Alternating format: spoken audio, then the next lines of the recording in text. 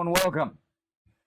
My name's James. You all know me, and I'm here in the beautiful area of Uroa, one of the untouched marine ecosystems, more untouched in Zanzibar. Very little development, and I shall, inshallah, be setting up a pilot site, a pilot scheme with Abu Adzuro, a fabulous community-built movement here in Uroa, and my friend Mo is here as the representative. Hello, Mo.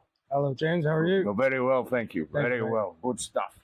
And Mo and I have spent 2 days discussing about what we're going to do and how we're going to attempt to document biodiversity off the coast of Uroa. Imagine a tool so simple it could fit in your backpack, cost less than a fancy coffee, and yet unlock the secrets of our ocean's hidden meadows. Meet the PVC quadrant, the unsung hero of seagrass and biodiversity assessments. No batteries, no apps, no fancy gadgets, just pure low-tech genius that's been revolutionizing conservation for decades. Built from everyday plumbing pipes you can grab at any hardware store, this 1 meter square frame is as tough as it is straightforward, costing less than a coffee. But here's the magic. This low-tech wonder puts power in anyone's hands. Fisherfolk, students, community volunteers. No PhD required. Drop it on a seagrass patch, align those crosshairs, and boom, you've got standardized sampling area. Counter shoots, identify species with a handy laminated guide, and note the coverage in each quadrant. Repeat the process across sites, and you've got repeatable, high accuracy data that's comparable worldwide. The fixed size and grid ensure every survey is consistent. No guesswork about this big, high accuracy science backs it. Studies show quadrat methods yield precise density estimates, biodiversity indices, and health scores for seagrass ecosystem. Track changes over time, spot threats like overgrazing or pollution. And the best yet, it's democratizing conservation. Hand one to a local guardian in Zanzibar, train them in an afternoon, and they're generating data that feeds into global biodiversity credits. Ethical, verifiable, uplift, all from a tool that's as accessible as it is effective. No elite tech barriers, just empowerment for all who care about our seas. Welcome to the BRUV setup and the baited remote underwater video setup. This piece of equipment allows us to document biodiversity on the reef. So I'll give you a quick rundown. We sink her down using this rope 10 meters down to the reef. We have a GoPro here and we put some fish. We put some fish in the little cage here. What that does is it attracts all the biodiversity in the area to the fish. And then we count the biodiversity over a 1 hour schedule. And this gives us a first idea of how much biodiversity is on the reef. And we do this every month, every 2 months. And it will eventually create enough data over the span of a year to be able to quantify how healthy the reef is. And is there any invasive species or any changes in the reef? Welcome to the BRUV setup. Thank you very much, Abu Adzuro, for helping us do this. Fabulous, fabulous. And Mo has picked a indicator species, one that you've seen on the reef previously. We're going to go with kingfish for today. The kingfish. It's in our book. We've spent many hours talking about it. And we like the kingfish. He is a predatory fish. And quite prevalent on the reef. Now, what Mo has also asked me to do as a local seagrass scientist, I seem to be the only one on the island, is to document the far edge of this seagrass bed to document whether it is increasing or decreasing in size. We're going to take out my survey equipment. We're going to document the far end of the seagrass bed and create another biodiversity spot there, another pilot scheme there to see what's happening on the bed. Happy with that? Very happy, yeah. Alongside that, we're going to go also check out the coral. with our local government officials. Yes, we are. Yes, we are. So, and then we're going to check out what program they're planning to do, what implementations they decided to take, and what factors we can take into doing some restoration towards our coral reef. So it should be a good day. It's going to be fun. Yes, local government officials. Yeah. You pulled it out the back there. They're good guys. Everybody's joined in with the task of taking care of the ecosystem. So we all have a common goal. So we're all working together to make this place a fabulous place to be. That's it. That's it. It's going to be a great day out. And we're going to have good fun. Yeah. All right, crack on. Fair enough. Anything else we're going to do? For today, we're just, like you said, we're just going to keep it nice and short. Yes. Very focused on our tasks and just data collection.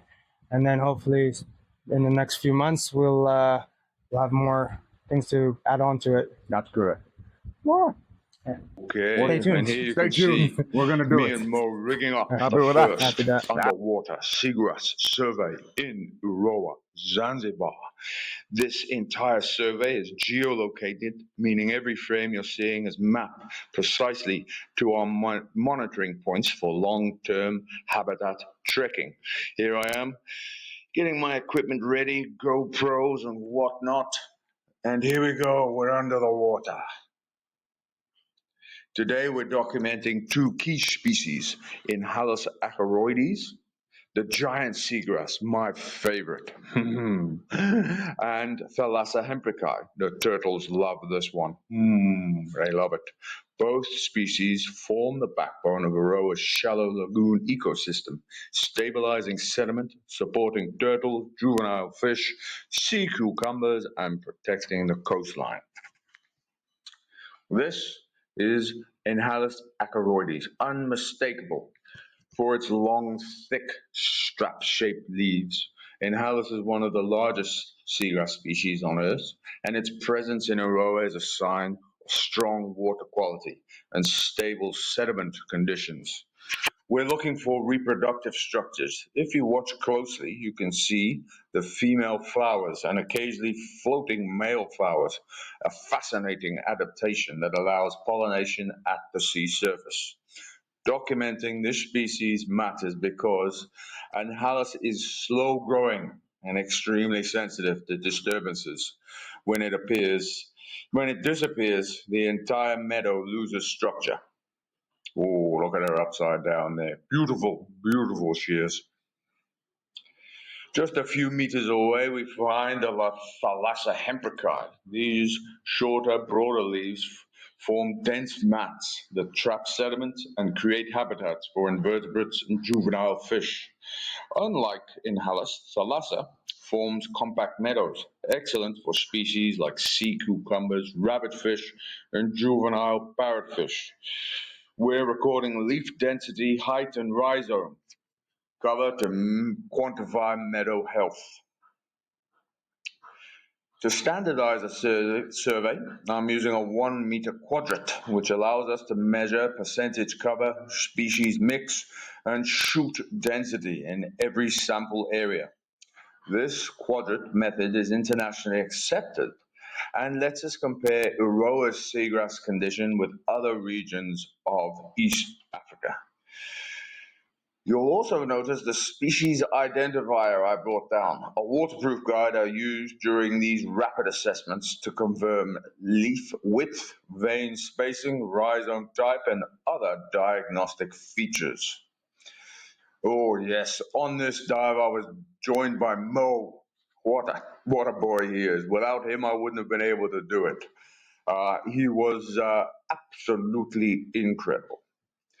Uroa is one of the most diverse and intact seagrass systems in Zanzibar, and documenting it through geolocated surveys helps us understand how it's changing and how to protect it. These meadows are more than plants. They are nurseries, carbon sinks, storm batteries, and the quiet foundation of our marine life. Thanks for joining me and Mo underwater. More surveys coming soon.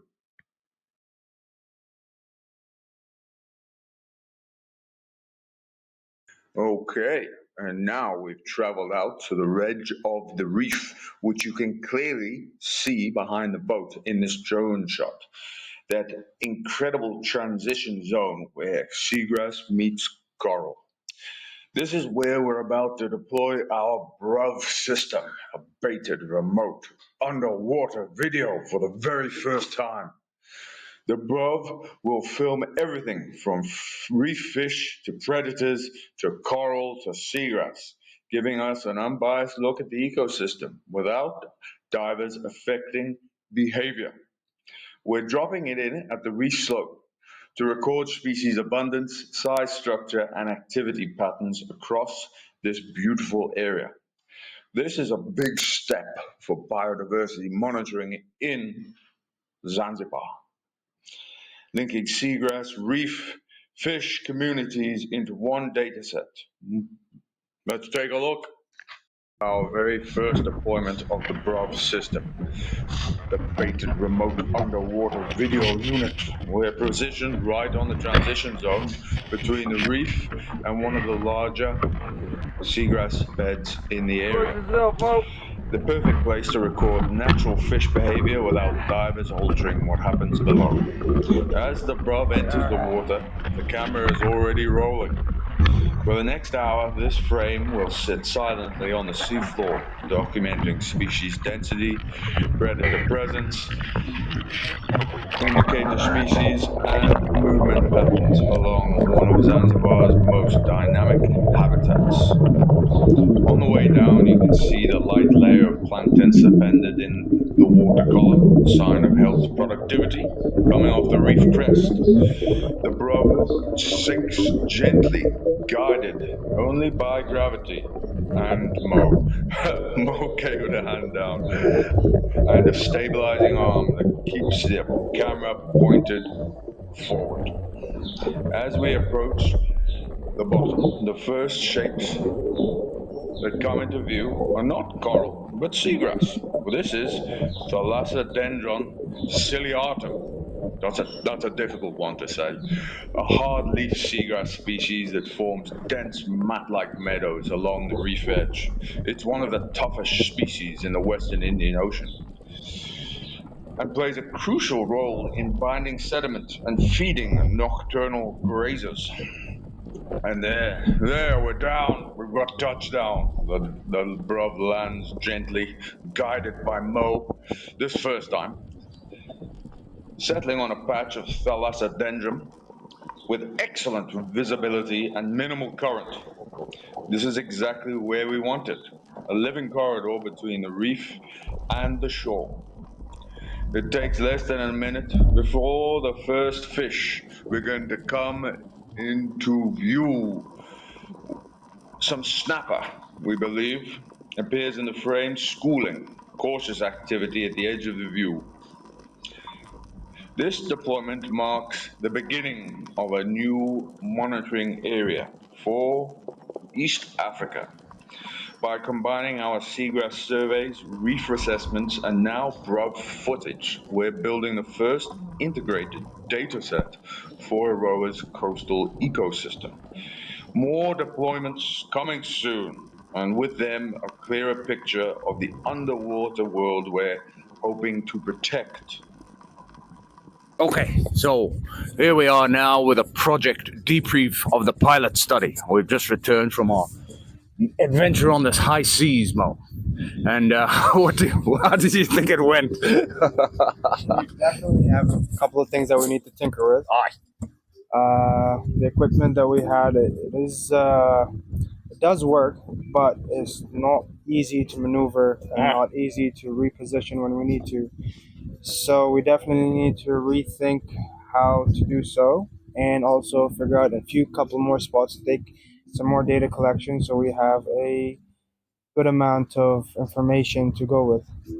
You gotcha. So I'll expand on what he was saying. The design that is very cumbersome in the water. So in order for it to be, we want the same data week in, month, weekly, monthly, yearly.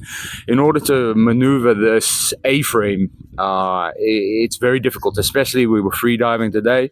Underwater, it's very difficult to maneuver, especially if we want to be hands off. We would like to hand this over to one of Mo's indigenous community leaders. For long-term longevity, we need to address the shape and also potentially. Somebody came up with a good idea about running a buoy, but that would need government approval. So essentially, when you we could drop it straight down the buoyed line, and we would get the same picture every time. But then we'd have to involve the government, and that's a bit more technical. But luckily, the government here is very responsive and are very open to things that are to do with the ecosystem for help and protecting. So I'm sure they'll agree. We just have to run it by them. So that would be the obvious answer. We could, just run it down the buoy. It's easy. It would take less work, but we'll look at the design. I'll look at the design, and come back to Mo in a month or two, and we can have another go. But the first survey site was super good. 2 meters down, identified in-house acroides, my favorite. She was there. We got the set squared down. We did the survey. It's already within the marine protected area, so it's great, super easy. Mo brought along some GPS equipment, so everything's been GPS located. We can replicate each one of those survey sites we've done, time in, time out. I'll put a document together showing exactly what we've done, and I'll send it over. Any other thoughts, Mo? At the moment, no. I think before we end up doing too much, we need more data collection to really understand what we're going to. I mean, we're not experts, No, but we're learning, Right. and we're eager. But it does take a lot of data and analysis and research first before you start figuring out what to do. So I think it will be a great project for the next few months. Luckily, luckily we're going to end up having more equipment. We're going to have some scuba gear. Oh yeah, we might give it a go with scuba gear next time, and then that will be we're getting into position. The same repeatable, and Mo's graciously offered one of the local indigenous community to train them up on scuba equipment. So that's pretty much fixes all of the problems. We don't need a buoy. We can use the same equipment. The buoy will go incredible, top work. Mo's amazing. Yeah, although I think it was a great success, to be honest. And I had good fun. That was the main thing. It was hard work, though. It was hard. Mo was up and down like an absolute flipping boy. But yeah. One last thing to remember for the next run, for the next test run, for the pilot study. Canned tuna will work better. It will get out of the metal structure of the bait holder, and then the fish will be attracted. Because the fish, they didn't really come over as much, did they? No. All right, so we want a bit more dispersal, bait dispersal next time, so the fish come over. We'll do two, I reckon. I think we'll do the tuna, and we'll do the typical bread. The bread. We'll have more variety. Tuna and bread. Yeah. Because we used a little fish. Ballyhoo. Right, we used ballyhoo, and they weren't attracted over. So tuna and bread next time. Note to self, we can do it. We'll give it another go in a month's time, and we broke the equipment, and I tried to cut Mo's finger off with the drone. So,